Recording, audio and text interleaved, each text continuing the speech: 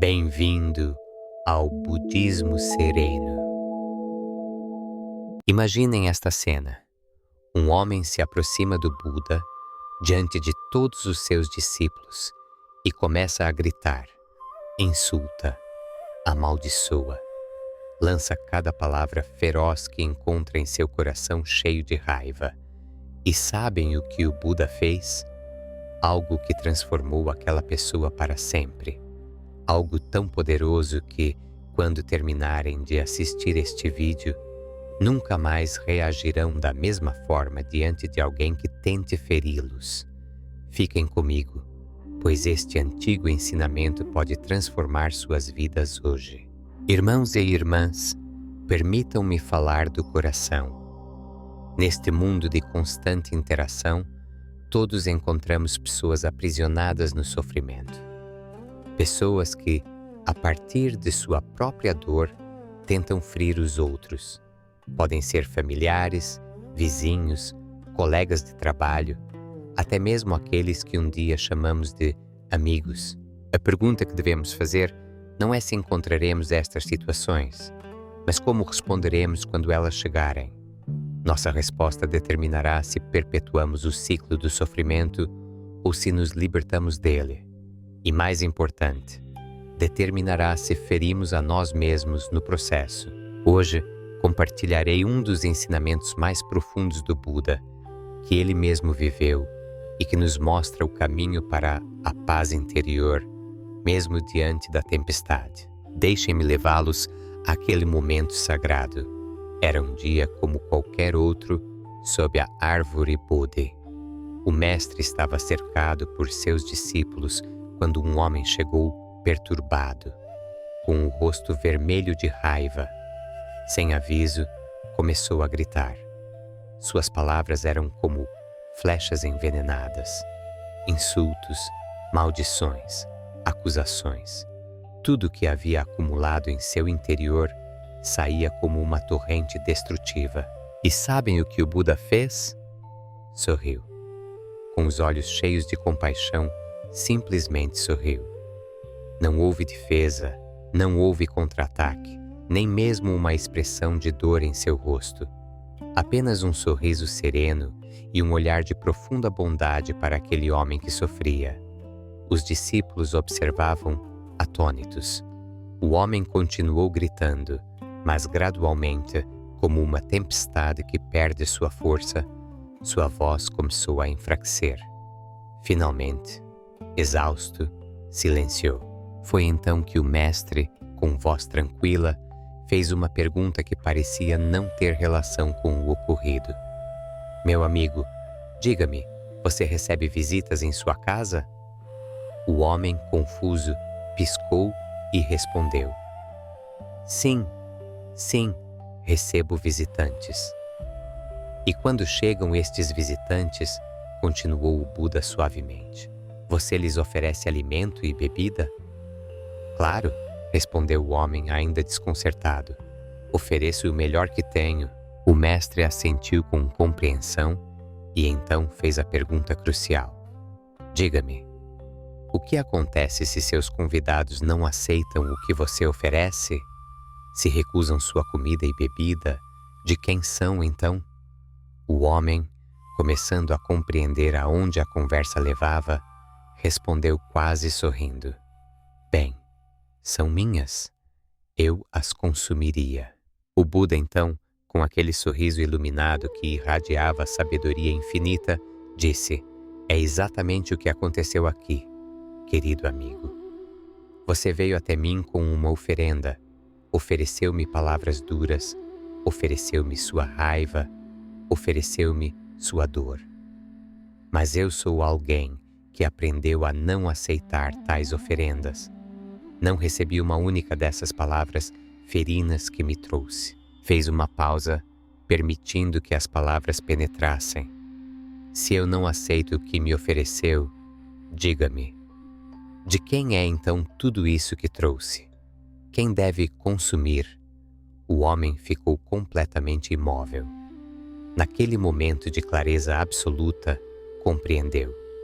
Todo aquele veneno que tentara dar ao Buda Todo aquele sofrimento que quis compartilhar continuava sendo seu. Nunca havia realmente saído dele, porque ninguém o havia aceitado. Seu rosto se transformou. As lágrimas começaram a brotar, mas desta vez eram lágrimas de libertação. O mestre então lhe ensinou o Dhamma, o caminho para a libertação do sofrimento, e aquele homem se tornou um de seus mais devotos seguidores. Irmãos, observem a maestria deste ensinamento. O Buda não apenas se protegeu do veneno, mas transformou quem tentava prejudicá-lo. Agora perguntem-se honestamente, se estivéssemos naquela situação, como reagiríamos? A maioria de nós, sejamos sinceros, tentaria responder. Quereríamos provar que a outra pessoa está errada. Buscaríamos palavras ainda mais fortes para dominá-los, para vencer a batalha verbal. Mas o mestre nos ensina algo fundamental. Quando você responde à raiva, com raiva, quando devolve insulto por insulto, está aceitando a oferenda envenenada. Está sentando à mesa deles e consumindo o mesmo veneno que prepararam. Está compartilhando o sofrimento deles e fazendo-o seu. Pensem assim: cada vez que alguém os provoca e vocês reagem com raiva, estão dando exatamente o que buscavam. Porque, irmãos, compreendam isto. As pessoas que vêm até nós com raiva, com palavras ferinas, vêm com intenção inconsciente de nos causar dor. Se mostramos que fomos feridos, se nosso rosto se contrai com tristeza ou explode em raiva, entregamos a eles sua vitória. E isso não é caminhar a senda do Dharma. Isso não é liberdade.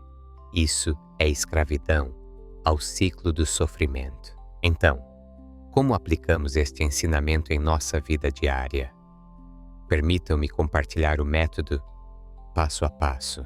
Primeiro, o sorriso de equanimidade. Quando se encontrarem diante de alguém que expressa raiva, tragam um sorriso genuíno ao rosto. Não um sorriso zombeteiro, mas uma expressão de upekkha, de equanimidade. Este sorriso não é fraqueza, é a maior fortaleza. Pratiquem metta, a bondade amorosa, mesmo com quem tenta feri-los, porque essa pessoa está sofrendo profundamente. Segundo, o silêncio consciente. Não tentem responder imediatamente. O silêncio tem um poder que as palavras nunca alcançarão. Quando alguém está dominado pela raiva, seus olhos estão fechados e seus ouvidos tapados. Apenas sua boca está aberta, expulsando a dor interior. Qualquer coisa que digam será mal interpretada. Então, guardem nobre silêncio. Respirem. Observem. Terceiro, separem a pessoa de suas palavras.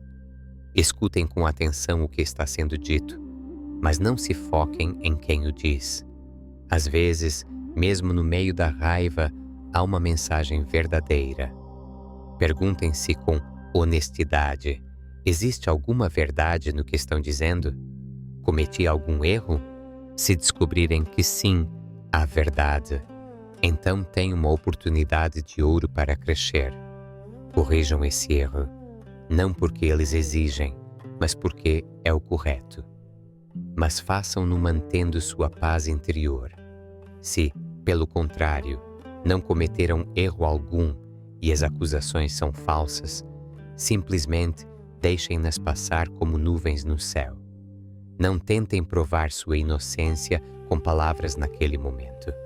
Se precisam provar algo, que seja com sua vida, com suas ações, com seu sucesso, não com argumentos que ninguém ouvirá. Quarto, lembrem que a raiva é fraqueza, não força. Quando alguém perde o controle e explode em raiva, está demonstrando que sua mente é frágil.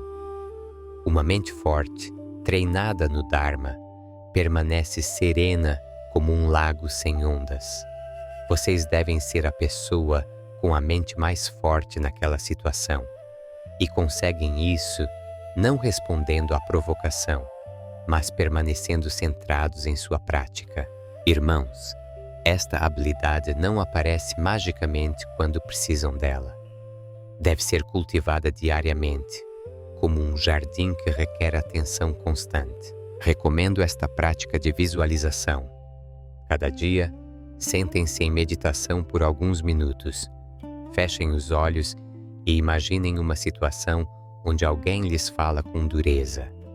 Visualizem-se mantendo a calma, sorrindo com compaixão, escutando sem reagir. Vejam claramente em sua mente como lidam com a situação com graça e sabedoria. Além disso, cultivem Metta Bhavana, a meditação da bondade amorosa. Comecem enviando amor a si mesmos. Que eu esteja em paz, que eu esteja livre de sofrimento. Se não podem amar a si mesmos, como amarão os outros? E se não amam os outros, sempre verão inimigos em vez de seres que sofrem. Depois estendam esse amor a todos os seres. Que todos os seres estejam em paz, que todos estejam livres de sofrimento, mesmo aqueles que os feriram. Esta prática não é opcional se desejam verdadeiramente libertar-se do ciclo de reação e sofrimento. Lembrem-se, ser humilde não significa ser fraco. A humildade é qualidade dos grandes. É reconhecer que todos somos estudantes nesta vida, que todos cometemos erros e que todos merecemos compaixão. Quando começarem a aplicar estes ensinamentos, notarão algo extraordinário. As pessoas tóxicas deixarão de ter poder sobre vocês. Não que desaparecerão de suas vidas necessariamente, mas seu veneno não poderá mais penetrar em seu coração. Mais ainda, como aconteceu com o homem que insultou o Buda, às vezes, sua própria transformação inspirará transformação nos outros. Quando alguém vê que sua raiva não tem efeito em você, quando observa sua paz inabalável, algo em seu interior começa a mudar. Sua prática se torna um ensinamento silencioso para todos ao seu redor. Este é o verdadeiro sucesso. Não vencer os outros, mas vencer a raiva dentro de si mesmo. Não mudar as pessoas tóxicas, mas transformar sua própria mente para que nenhum veneno possa contaminá-la. Irmãos e irmãs, compartilhei este ensinamento antigo porque sei que muitos de vocês estão lidando com situações difíceis neste momento. Talvez haja alguém em sua vida que constantemente causa dor. Talvez se sintam presos sem saber como responder. Lembrem-se da lição do Buda. Não aceitem o veneno que outros tentam lhes dar. Mantenham seu sorriso, cultivem sua paz interior e caminhem a senda com dignidade e compaixão. Se este ensinamento ressoou em seu coração, peço que se inscrevam neste canal. Aqui continuaremos explorando os profundos ensinamentos do Buda e como aplicá-los em nossa vida moderna. E se conhecem alguém que está lutando com pessoas difíceis em sua vida, compartilhem este vídeo. Talvez seja exatamente a mensagem que precisam ouvir hoje. Que todos os seres estejam em paz, que todos estejam livres de sofrimento, que todos encontrem o caminho para a verdadeira liberdade. Namastê.